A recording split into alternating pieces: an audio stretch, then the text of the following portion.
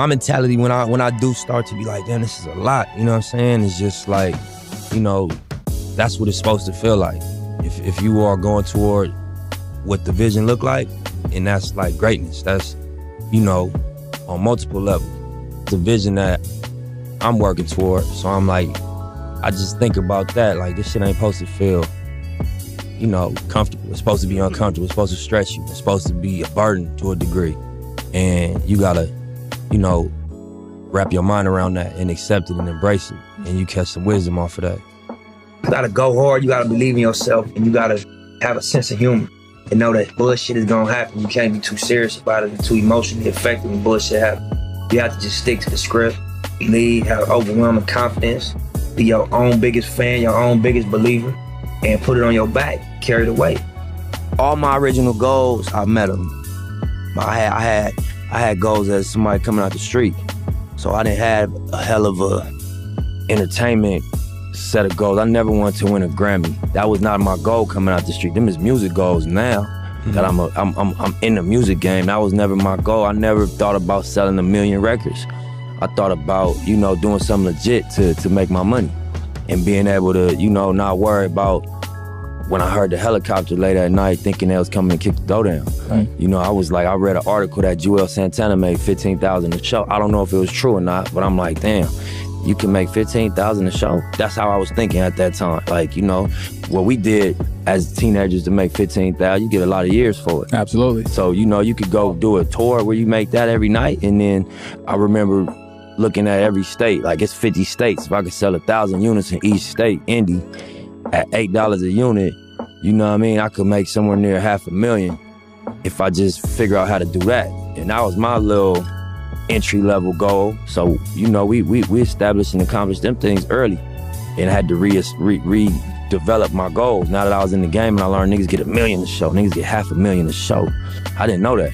I didn't know that, you know, I knew, but I didn't think that it was realistic that you could really sell millions and millions of records and become a global brand. So as I became exposed to these situations, met these people that performed on that level, and like, you know, you ain't no smarter than me. You know what I'm saying? You just in a position. You just, you know, you sitting in a space where you could execute on that level. You know what I mean? I started reestablishing what my goals were. Thoughts is powerful. You know, things end up turning out exactly how I visualized it. Not in the time frame I expected. You know what I'm saying? You always want shit to happen overnight. But, you know, I just had clear visions. You know, obviously outside of my grill. I just mean in music and hustling and just how I viewed myself as an adult when I was a young dude coming up. And your thoughts powerful. That shit, you know, come to life. Rap is competitive like an athlete. You know what I mean? You don't want to be number 2 by design. You ain't gonna cry if you don't win the championship. You gonna go harder in the gym.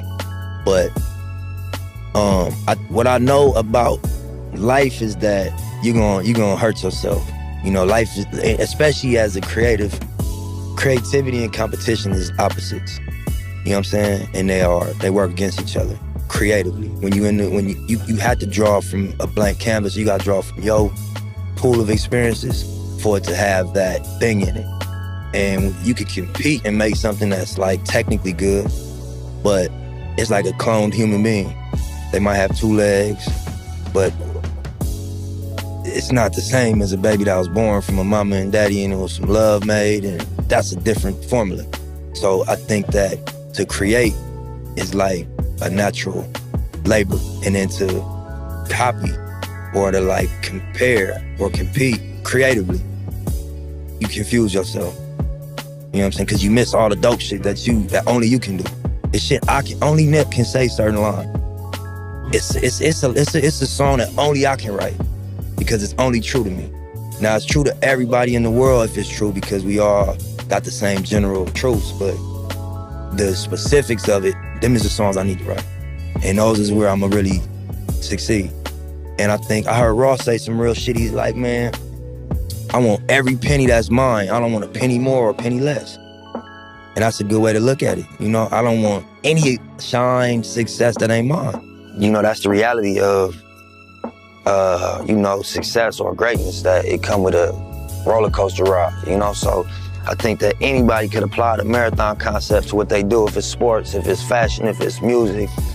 If it's hustling, whatever, you on a marathon, you know. So to make that the basis of our, you know, fashion line, I look at it like, you know, we honor the people that ain't quit. We honor the people that stay down. There's no one answer to how you change the hood or change the reality of what goes on. But what you gotta think about is when you don't have resources, you in survival mode. You know, so being in survival mode automatically rules out a lot of things because you don't care about morality, because you don't experience morality. You experience, you know, the need to survive. You don't experience, you know, fairness. You don't experience planning for the future. You just experience my ribs touching. You know what I mean? And it's better me than you. And, you know, it's a survival instinct that kick in. So I think once you get out of the survival mode, your morals come back closer to your daily decision making. You start thinking about what's right and what do I believe in. But until you get out of survival mode, you ain't got time to be worrying about right and wrong. You worrying about bottom line. You know what I mean? By any means necessary. So I think that economics is the answer. Empowering people economically is how you really, really impact. But I don't know if it's about dropping a bag of money in the hood. I think it's about impacting culture in a way that, you know, the mentality changes. And then also, you know, the institutions that exist, it's just a prison institution, really. It's like a pipeline to jail. It ain't no constructive institutions for real that meets you ground level. It's just like if you fuck up, we got somewhere to put you. So it's like a fear-based, preventative approach than like some love. And like, we know y'all going through a struggle, and we know y'all could use an art center or you know what I mean, a studio compound or entrepreneurial space. It's like, whatever going on, if you can't figure it out, we gonna lock you up, bro. So whatever it is, yeah, it's on y'all. I think like you get people out of survival mode, they start thinking different. I did, you know, when I figured out, you know, how to get myself out of the situation, my approach to life and people was different. I wasn't so angry. I didn't have my guard up. I wasn't so aggressive. I wasn't so, you know, expecting, if you ain't helping me, fuck you. That wasn't the mentality no more. And I can't blame nobody, you know what I mean, that's thinking about how they gonna pay their rent, or like going through not having food at the house, being young and having to go outside to hustle to feed themselves for school clothes. That's gonna change people. That's gonna make you feel away.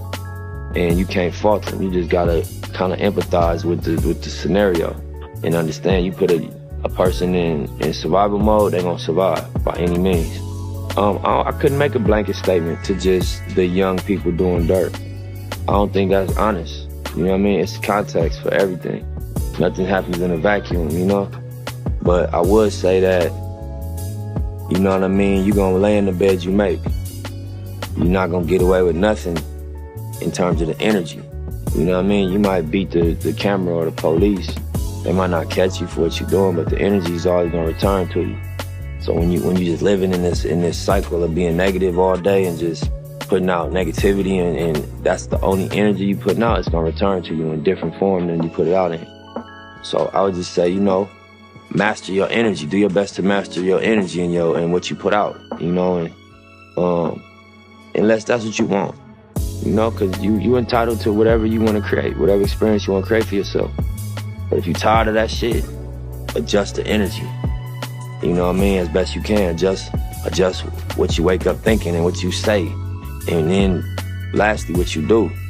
And that's not an easy thing to do because it's such a pressure in these areas to just go by the way things are.